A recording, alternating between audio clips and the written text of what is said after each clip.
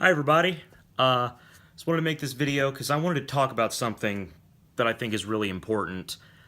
This is unscripted. I have some notes in front of me, but I don't have a script that I'm reading, so if I stammer a little bit, that's just something I do. So I wanted to talk about the movie The Passion of the Christ. When that movie came out, as I'm sure you all know, it was incredibly controversial. Some people loved it. They thought, wow, I never thought of the crucifixion that way. It had never occurred to me how much pain Jesus went through. Some people really didn't like it. For one, some people thought it was anti Semitic because the Jewish religious leaders looked very stereotypical, and Gibson has a history of making anti Semitic remarks. But also, a lot of people just felt like it had nothing to say. It was just showing the crucifixion out of context.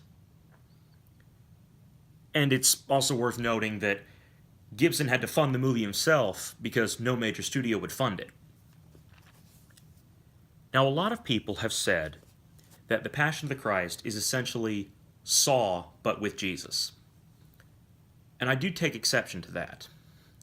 Because Saw had a plot. It had mystery. It had intrigue. There were twists and turns. It was far more complex. And I'm talking about Saw here. So I thought, nah, Saw is not a fair comparison. So I used to say, well, it's more like Cannibal Holocaust with Jesus. But then I thought about that and I thought, no, Cannibal Holocaust still has layers and has some intrigue and there's creativity involved. So even that is not quite a fair comparison. Now, it does also feature a couple of scenes in which they kill real animals on screen, and that is abhorrent, and in that respect it is lower than The Passion of the Christ. But I thought for a little bit about what is the best movie to compare it to. And as soon as I say this, I know a lot of you are probably going to just turn off the video immediately, but hear me out. It's The Human Centipede. It's an entire movie of watching someone slowly suffer. There's no actual story. There's a premise, but there's no development. There's nothing that it is trying to say other than, look how gross this is. It's just to disgust you. That's all it is. Gibson said when he was promoting the movie that he wanted the film to shock people. He wanted the film to be shocking and get a reaction. And that to me seems completely contrary to the message of Jesus. Now look, I have no problem with shock value. Honestly, I'm a big fan of shock value. But it does not belong with the gospel.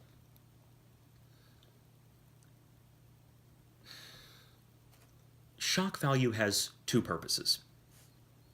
One is humor. You're supposed to laugh. It finds humor in some of the most grotesque, unlikely places. The other use is to repulse you, to disgust you, to get to revile you. And look, I'm a big horror movie guy, and I like gruesome horror. One of my favorite movies of all time is Evil Dead 2. But that should never be a teaching tool for the gospel.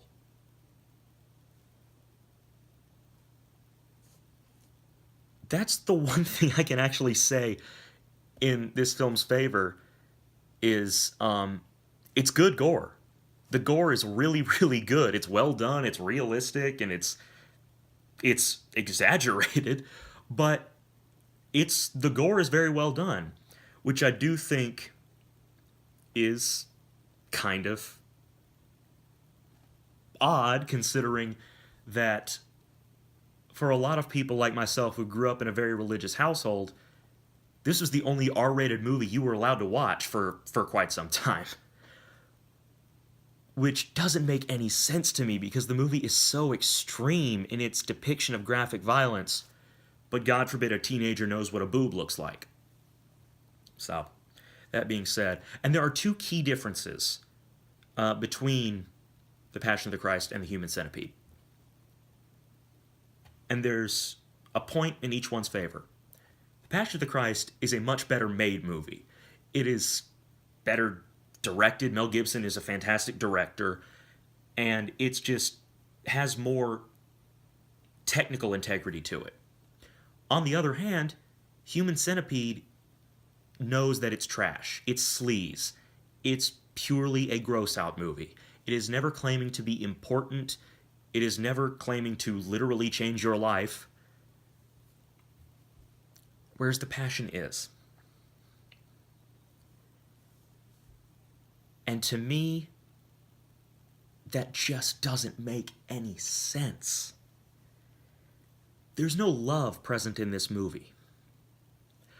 All we do is watch the crucifixion in graphic detail. They only hint at the resurrection. After Jesus is buried, we see him sitting in the tomb, and then they cut to the credits. We never see the triumphant return of Jesus. We never see the joy and hope that his resurrection brought to the world. Jesus came to conquer death. And when we only focus on his death and how extreme it was, we kind of miss the point. And a lot of people have said, but seeing how much he suffered made me realize how much God loves us. But the only reason you got to that point was because it made you so sad. You realized how miserable he was. You saw how much he suffered and how gruesome it was. And it impacted you in a negative way.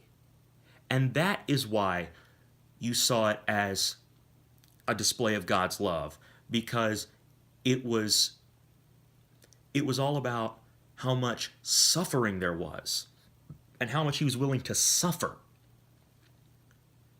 We don't see Jesus preaching love, compassion. We never see him performing acts of love and compassion. We get a few flashbacks where we see his everyday life and where he apparently invented the table, but we don't see the man who brought love to the world. Look, 1 John 4:18 says, "There is no fear in love, but perfect love casts out fear. For fear has to do with punishment, and whoever fears has not been perfected in love." And Jesus was God's example of perfect love. The Passion is solely relying on making you afraid. It may not be that you are, startled. That's not the only type of fear. Again, big horror movie guy. There are different types of fear. And one type is just true horror. You are just horrified by something. It sits with you. It is running in your brain. You cannot get that horrifying image out of your head. And that's what the Passion is made for. And to use Jesus Christ, the Son of God, God's example of perfect love, as a prop for fear tactics, is literal textbook sacrilege. Fear tactics have no place in preaching the gospel. To use something as horrifying, as revolting, and as shocking in a negative sense as a way of preaching the gospel is entirely against the teachings of Jesus.